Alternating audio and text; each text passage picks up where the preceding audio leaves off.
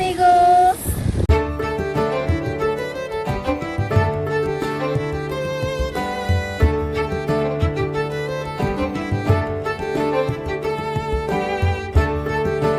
ഈ vlog full on വോയിസിൽ കാണിച്ചു തരണമെന്നായിരുന്നു ഞങ്ങളുടെ ആഗ്രഹം. പക്ഷെ എഡിറ്റ് ചെയ്യാൻ വേണ്ടിയിട്ട് ഇരുന്നപ്പോഴാണ് പലയിടത്തും ഈ സൗണ്ട് കാരണം വോയിസ് ഒന്നും ക്ലിയർ ആയിട്ട് കേൾക്കാൻ പറ്റാണ്ടായത്. സോ ഇത് വോയിസ് ഓവർ ആയിരിക്കും പല ഭാഗങ്ങളിലും ഉണ്ടാവുക. അപ്പൊ നിങ്ങൾ എല്ലാവരും ഞങ്ങളുടെ ഈ വീഡിയോ ഫുള്ള് കണ്ട് ലൈക്ക് ചെയ്യുക, ഷെയർ ചെയ്യുക, സബ്സ്ക്രൈബ് ചെയ്യുക, ഞങ്ങളുടെ കൂടെ നിന്ന് ഞങ്ങളെ സപ്പോർട്ട് ചെയ്യുക. സോ ഗൈസ്, നമ്മളിപ്പോൾ നിൽക്കുന്നത് നെയ്യാഡാമാണ്. നെയ്യാഡാം എന്ന് വെച്ചാൽ ട്രിവാൻഡ്രത്ത് വൺ ഓഫ് ദ ഫേമസ്, അതായത് എല്ലാവർക്കും പറഞ്ഞാൽ അറിയാം, അങ്ങനെ ഒരു ടൂറിസ്റ്റ് പ്ലേസ് ആണ്, ഒരു ലാൻഡ് മാർക്ക് അല്ലേ? അതാണ് നെയ്യാഡാം എന്ന് പറഞ്ഞാൽ. നല്ല രസമാണ് ഇവിടെയൊക്കെ കാണാനായിട്ട്. പിന്നെ ഞങ്ങൾ ചുമ്മാ ഇരുന്നപ്പോൾ ഒന്ന് കറങ്ങാം എന്നൊരു ലക്ഷ്യത്തോടെ വന്നതാണ്. അങ്ങനെ പ്രത്യേകിച്ച് ഒരു പ്ലാൻ അല്ലായിരുന്നു, പ്ലാൻ ഐഡിയ അങ്ങനെ ഒന്നുമില്ല. എവിടോട്ട് പോകുന്നു അങ്ങനത്തെ ഒരു മൈൻഡ് സെറ്റ് ആണ് ഇപ്പോൾ. നിങ്ങൾ ഈ ഞങ്ങളുടെ ബാക്കിലായിട്ട് കാണുന്ന ഇവിടുത്തെ ഫ്രഷ് വാട്ടർ ഫിഷ് അക്വേറിയം ആണ്. ബാക്കി വിശേഷങ്ങളെല്ലാം ഞങ്ങൾ വഴി കാണിച്ചു തരാം. സംഭവം ഞങ്ങൾ ഒരു പ്ലാനിങ് ഇല്ലാതെയാണ് ഇറങ്ങി തിരിച്ചത്. എങ്ങോട്ടാണ് പോവേണ്ടത്, എങ്ങനെയാണ് പോവേണ്ടതെന്നൊന്നും ഒരു ഐഡിയ ഇല്ലായിരുന്നു. ഞങ്ങൾ കാറിൽ ഇരുന്ന് അങ്ങനെ അടിവെച്ച് തീരുമാനിച്ചതാണ്. എന്നാ നമുക്ക് ഇവിടെ പോവാം. എവിടെ? കോട്ടൂര്. അവിടെ എന്തിനാ പോണേ? നമ്മൾ ആനയെ കാണാൻ. യെസ്, ആനയെ നമ്മൾ കാണാറുണ്ട്. ഐ മീൻ കാണിച്ചു തരാനായിട്ട് കാണാറുണ്ട് വല്ലപ്പോഴൊക്കെ. പിന്നെ നിങ്ങൾക്ക് കാണിച്ചു തരാൻ വേണ്ടിയിട്ടാണ് നമ്മളിങ്ങനെ പോകുന്നത്. ഈ ഏരിയക്ക് മീനൂസിന് ഓർമ്മയുണ്ടോ? എന്താണ് പ്രത്യേകത? ഞാൻ +1 +2 പഠിച്ച എന്റെ സ്കൂള് ആണ് ഗൈസ് നേരത്തെ നിങ്ങൾ കണ്ടത്. ഇതുവഴിയൊക്കെ ഞാൻ 1-2 വർഷം, ഇതുവഴിയല്ല നേരത്തെ കാണിച്ച വഴിയൊക്കെ 1-2 വർഷം നടന്ന് ക്ഷീണിച്ചിട്ടുണ്ട്. അവിടെയൊക്കെ ഇപ്പൊ നല്ല നുസ്റ്റ് പഠിക്കുന്നുണ്ട്. യെസ്, ആ സ്കൂള് രക്ഷപ്പെട്ടു എവിടെ ഇറങ്ങിയതോടുകൂടി. ആക്ച്വലി ഈ കോട്ടൂര് പോണ വഴി എന്ന് പറഞ്ഞാല് നമ്മൾ ഡാം എത്തുന്നതിന് മുന്നാണ്, അതായത് എക്സാക്ട് നെയ്യാർ ഡാമിന്റെ ഗേറ്റ് എത്തുന്നതിന് മുന്നേ ആ ഒരു എന്താ എവിടേക്കാണ് റോഡ് തിരിയുന്നത്? യെസ്, ലെഫ്റ്റിലേക്ക് ഒരു റോഡുണ്ട് അല്ലെ? ലെഫ്റ്റിലേക്ക് പോകുമ്പോഴത്തേക്കും കുറച്ച് നല്ല രീതിക്ക് ഉള്ളിലേക്ക് പോകുമ്പോഴാണ് ഈ നമ്മുടെ നെയ്യാഡാം ഹെൽത്ത് സെന്ററിന്റെ ആ വഴി പോകുമ്പോഴാണ് നമ്മൾ കോട്ടൂരിലേക്ക് ആശ്രമമില്ലേ, ശിവാനന്ദ ആശ്രമമുണ്ട്. അതും ഫേമസ് ആണ്. ലൈക് ഫോറിനേഴ്സ് ഒക്കെ ഒത്തിരി പേര് യോഗ തെറാപ്പിക്കായിട്ടോ അല്ലാതെ സ്റ്റേക്ക് ആയിട്ടൊക്കെ ഈ കാണുന്നതാണ് ശിവാനന്ദ ആശ്രമത്തിലോട്ടുള്ള വഴി. സത്യം പറഞ്ഞത് നോക്കി പറഞ്ഞു തീരണേന് മുമ്പ് ശിവാനന്ദ ആശ്രമത്തിന്റെ ഫ്രണ്ടിലെത്തി. എന്തല്ലേ കഴിവ്! ആരുടെ കഴിവ്? എഡിറ്ററുടെ കഴിവ്. അതെ, ഈ കാണുന്നതാണ് ശിവാനന്ദ ആശ്രമത്തിന്റെ എൻട്രൻസ്. സംഭവം ഞാൻ പണ്ട് എവിടെ കൂടെ ഒക്കെ നടന്നു വന്നിട്ടുണ്ട്. പണ്ടെന്ന് വെച്ചാൽ അങ്ങനല്ല, +1 +2 സമയത്ത് NSSന്റെ ഭാഗമായിട്ട് ഞങ്ങൾക്ക് ഇങ്ങനെ കുറെ സംഭവങ്ങളൊക്കെ ഉണ്ടായിരുന്നു. പേപ്പർ ബാഗ് ഇവിടെ അല്ല, പക്ഷെ ലോഷൻ, ഫ്രീ ആയിട്ട് ലോഷൻ ഞങ്ങൾ ഉണ്ടാക്കിയിട്ട് ഇവിടെയൊക്കെ നടന്ന് ഫ്രീ ആയിട്ട് കൊടുത്തു. വിൽക്കുന്നില്ല, അങ്ങനെ കൊടുത്ത് ഇവിടെയൊക്കെ ഞങ്ങൾ കറങ്ങി ഞങ്ങൾ 10-60 പേരാണ് ഞങ്ങൾ ഫ്രണ്ട്സ് എല്ലാവരും കൂടി. ഇവിടെയൊക്കെ കൂടെ പോകുമ്പോൾ കൂടുതലും ഫാമിലിയുടെ പോയതിനേക്കാൾ അങ്ങനത്തെ ഫൺ മെമ്മറീസ് ആണ് എന്റെ മൈൻഡിലോട്ട് വരുന്നത്.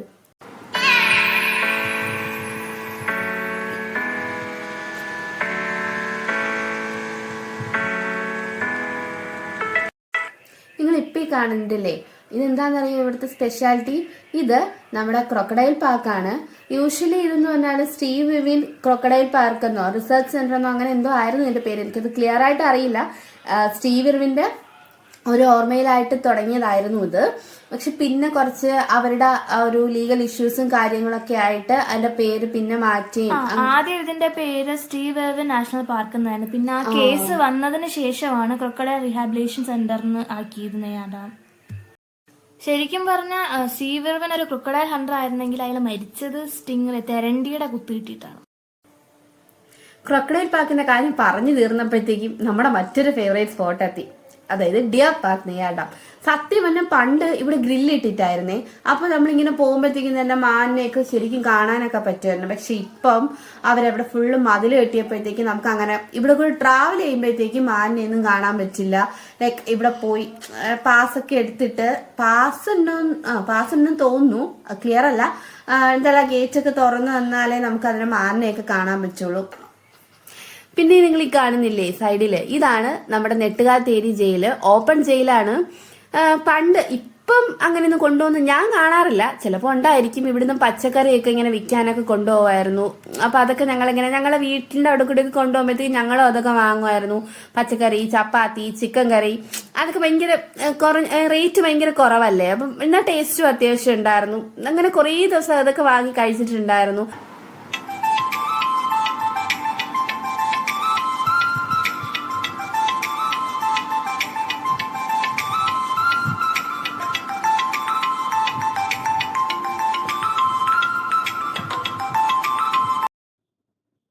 ഈ റോഡിലൂടെ നമ്മൾ വരുമ്പോഴേ ഇടത്തോട്ടാണ് നമ്മൾ പോകുന്നതെന്നുണ്ടെങ്കിൽ കുറ്റിച്ചൽ എന്ന് പറയുന്ന ഒരു സ്ഥലത്തേക്കാണ്.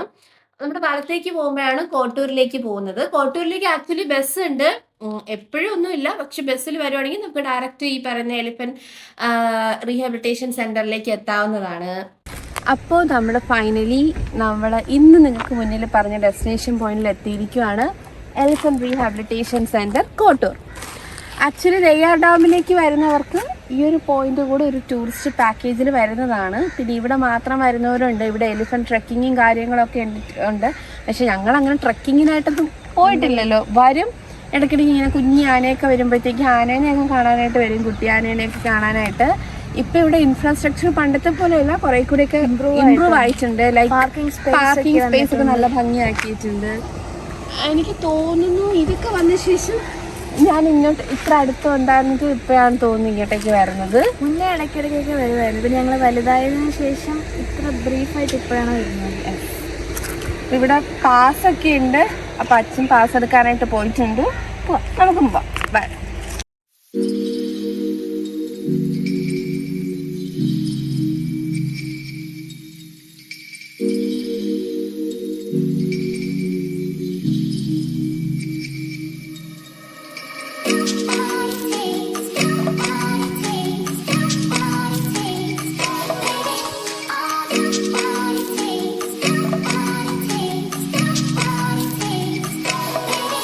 വെഹിക്കിൾ പാസ് 4 പേർക്ക് 240. 240 അതിൽ ടാക്സും കൂടി ഇൻവോൾവ് ആവുന്നുണ്ട്, സെപ്പറേറ്റ് ടാക്സ്. അതുപോലെ തന്നെയാണ് വെഹിക്കിൾ പാസ്, ടാക്സ് ഉൾപ്പെടെ എല്ലാം കൂടെ ചേർത്തിട്ട് 40 റുപ്പീസാണ്. അതെ, ആക്ച്വലി എനിക്ക് ഇവിടെ ഇപ്പം ഇഷ്ടമായി. കാരണം നമ്മളൊക്കെ ഞാൻ എൻ്റെ അവളുടെ കുഞ്ഞിലത്തെ ഫോട്ടോസൊക്കെ ഉണ്ടായിരുന്നു. അതിൽ ഇവിടെ ഇങ്ങനെ ഒരു വള്ളിയിൽ ഇവിടെ ഇങ്ങനെ ഊഞ്ഞാലാടുമ്പോൾ ഇരിക്കുന്ന ഫോട്ടോസൊക്കെ ഉണ്ട്. അതെണ്ണെങ്കിൽ ഇതിൻ്റെ കൂടെ ആഡ് ചെയ്ത് കാണിച്ചു തരാം. ഇവിടെ ഇങ്ങനെ മങ്കീസൊക്കെ ഉണ്ട്. ചില സമയങ്ങളിൽ നമ്മളിങ്ങനെ വീടിൻ്റെ അവിടെ കൂടെയൊക്കെ പോകും. നമ്മൾ വീടിൻ്റെ ഫ്രണ്ടിലൊക്കെ വന്നിരിക്കും. ഞങ്ങളുടെ വീട്ടിലൊക്കെ നട്ടിട്ടേക്കുന്ന സാധനങ്ങളൊക്കെ അതിങ്ങനെ പറിച്ച് കഴിക്കാറൊക്കെ ഉണ്ട്. അങ്ങനെ ഒന്ന് പണ്ട് വന്നത് അമ്മയടുത്ത് വളർത്തിയത്. അതെ അതെ. പക്ഷേ ഞാൻ ഭയങ്കര മത്സ്യഗണത്തിൽ പെട്ടതാണെന്ന് പിന്നെ മനസ്സിലായതുകൊണ്ട് പിന്നെ കുറച്ച് വർഷങ്ങൾക്ക് ശേഷം 2006 വന്ന ഒരാളെയാണ് അമ്മ പിന്നെ വളർത്തിയത്. അങ്ങനെ ഒരാളാണ് ലെവൻസ്. ഒരു കുട്ടിയാണ് നിൽക്കുന്നത്. നമ്മളെ കാണാൻ വന്ന ആദ്യത്തെ ഒരാളെ കണ്ടിരിക്കുകയാണ്.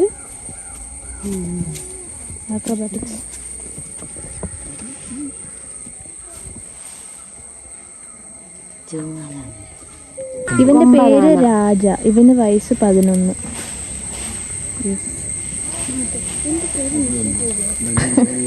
ആനകളിൽ നിന്നും അകലം പാലിക്കുക. അത് നിങ്ങൾ പറഞ്ഞില്ലെങ്കിൽ ഞങ്ങൾ പാലിക്കും.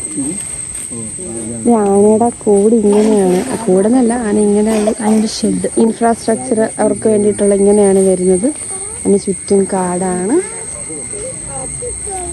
ഇവിടെ നിൽക്കുമ്പോൾ സത്യം പറഞ്ഞാൽ നല്ല രസമുണ്ട്. ലൈക്ക് വലുതായിട്ട് കാണാനൊന്നുമില്ല ആന, പിന്നെ ഈ പ്രകൃതി. പക്ഷെ നമുക്കിത് കോട്ടൂർ ആനയെ കാണാൻ വരിക എന്ന് പറഞ്ഞാല് വലിയ കാര്യമൊന്നുമില്ല, സംഭവമൊന്നുമല്ല. നമ്മൾ ഇടയ്ക്കിടയ്ക്ക് പറയുന്നതല്ല. ആക്ച്വലി നമ്മള് ഇവിടെ വന്ന് ശീലിച്ചു. അങ്ങനെ ആയതുകൊണ്ട് ഞങ്ങളൊക്കെ ഇത്ര കുഞ്ഞാൻ ഇവൾക്ക് നല്ല കുഞ്ഞാനപ്പോ തൊട്ട് ഞങ്ങൾ വന്നിട്ടുള്ളതാണ്.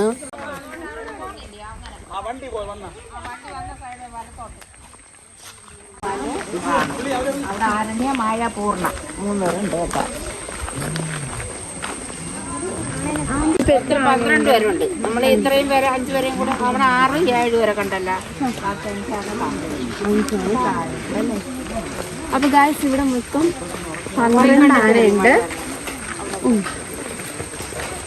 ഇതാണ് ആദ്യം പറഞ്ഞ റാണ. റാണയ്ക്കിപ്പോൾ വയസ്സ് 12 വയസ്സുള്ള കുട്ടിയാണ് റാണ.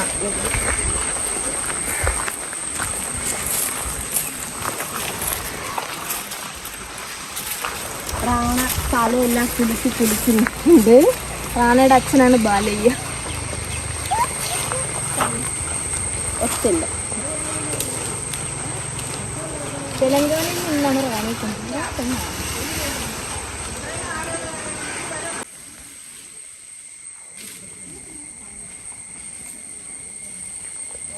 മനുവിന് 8 വയസ്സ്.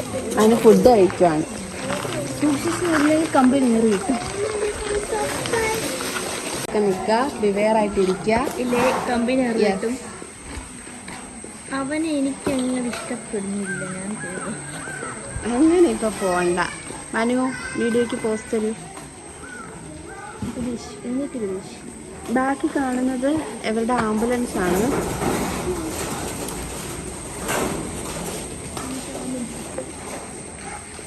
മനു നന്നായിട്ട് പ്ലാവിന്റെ കൊമ്പ് ഇലയെല്ലാം കഴിച്ചുകൊണ്ടിരിക്കുകയാണ്.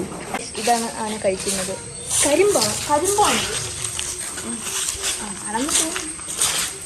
ഇത് കാണുന്നതാണ് കുഞ്ഞി ആനകള്. കുട്ടിയാന ഇവിടെ 3 പേരുണ്ട്. ബാക്കി 9 പേരും വലിയ ആനകളാണ്. 3 ലേഡീസാണ്. അപർണ എന്നാണ് ഒരാളുടെ പേര്. ബാക്കി ഞാൻ പറഞ്ഞത്. ഒരാളെവിടെ? ഒരാളെ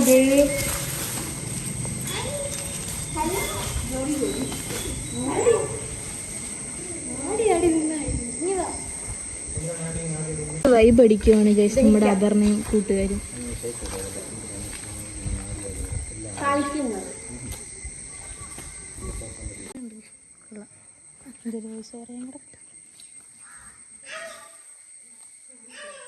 വലിയ അറിവൊന്നും ഇല്ല. അവിടെ വലിയ വാർപ്പൊക്കെ ബിരിയാണി വേണ്ട. അവിടെ വലിയ വാർപ്പ് ഇരിക്കുന്നുണ്ട്. ഇവർക്ക് അറിയില്ല. അമ്പലത്തിൽ പോയി ആനയൂട്ടൊക്കെ ഉണ്ട്. അത് ആനയ്ക്ക് ഫുഡ് കൊടുക്കുന്നതാ. ഇത് മാത്രമല്ല ആനയ്ക്ക് കൊടുക്കുന്ന ഫുഡ്. കഴിച്ച് ഇവിടെ അടി നടക്കുകയാണ്. എന്തൊക്കെയാ മീൻസ് ഫുഡായിട്ട്? അരി, ഗോതമ്പ്, പയറ്, മുതിര, റാഗി എല്ലാം ഇട്ട് വേവിച്ചിട്ട് ശർക്കര ഇത് വേവിച്ച് ശർക്കരയും കൂടെ ചേർത്ത് ഉരുളകളാക്കി കൊടുക്കും. 2 നേരം രാവിലെ 10 മണിക്ക് കുളിപ്പിച്ചിട്ട് ചോറ് കൊടുത്ത് ആണ് കാട്ടിലേക്ക് കൊണ്ടുപോകുന്നത്.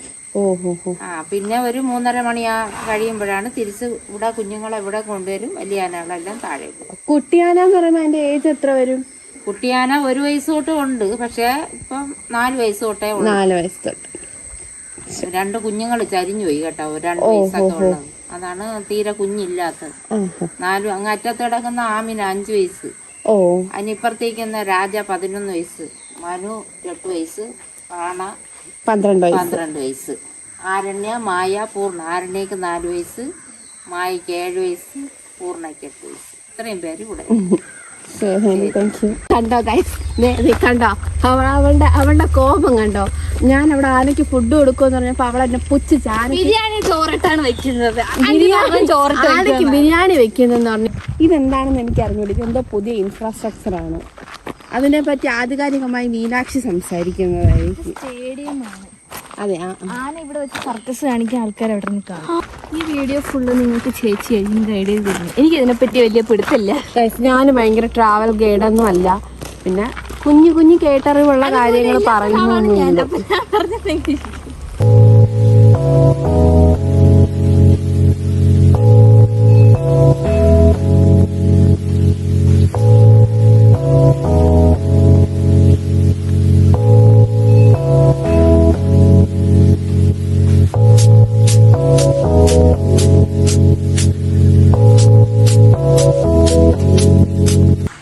അവിടെ നമ്മൾ ഇറങ്ങി. ഇപ്പൊ നമ്മൾ ഇവിടെ 5 ആന ഉണ്ടെന്നാണ് നമുക്ക് അവരെ കണ്ടിട്ടില്ല. പ്ലസ് നേരത്തെ ഒരാള് വീഡിയോ നേരത്തെ ഞാൻ എന്തൊക്കെയൊക്കെയോ പറഞ്ഞു. പക്ഷെ എന്റെ പൊന്നാര അനിയ വീഡിയോ ഓൺ ചെയ്യില്ല. ഇവിടെ പണ്ട് വഞ്ചിയിലൊക്കെ പോവാറ്റെന്നൊക്കെ തോന്നുന്നു. ഇവിടെയാണ് ആന്റി പറഞ്ഞത് ആനയെ കുളിപ്പിക്കാൻ കൊണ്ടുവരുന്നു രാവിലെ. നല്ല രസമല്ലേ? ആനയ്ക്ക് സീനറി ആസ്വദിച്ച് നിന്ന് കുടിക്കാം. സീനറി ആസ്വദിച്ച് ഒരാന, വലിയ ആന. അവൻ്റെ പേര്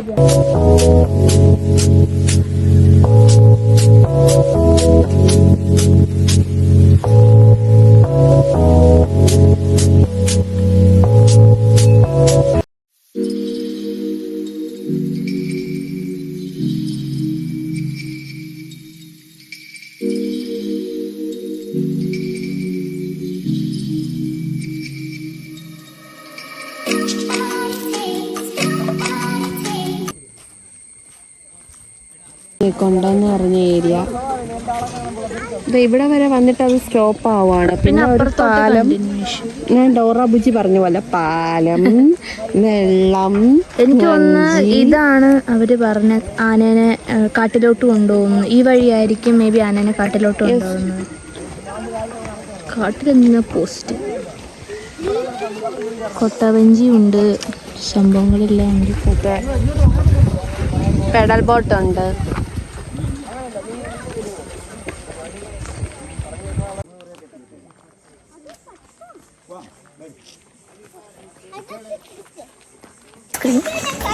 ഐസ്ക്രീം വാങ്ങണോ? വാങ്ങിത്താ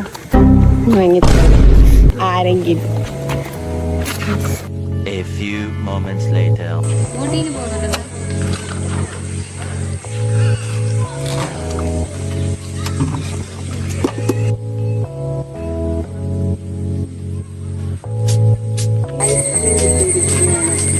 ബ്ലൂബെറി ഇതുവരെ ട്രൈ ചെയ്തിട്ടില്ല. Blueberry flavour.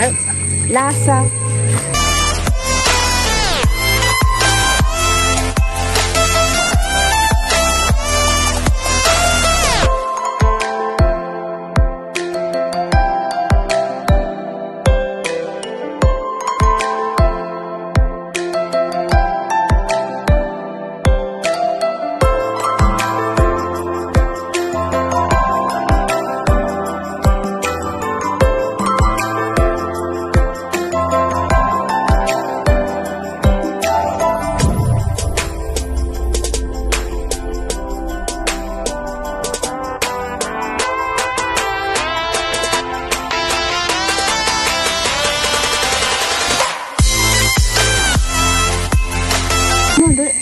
അവിടെ കൂടെയാണ് വന്നത്. ലൈക്ക് ഈ ഒരു സൈൻ ബോർഡിൻ്റെ, ബോട്ടിങ്ങിൻ്റെ ഒക്കെ സൈൻ ബോർഡിൻ്റെ ബാക്കിൽ കൂടെയുള്ള വഴി കൂടെ വന്നു.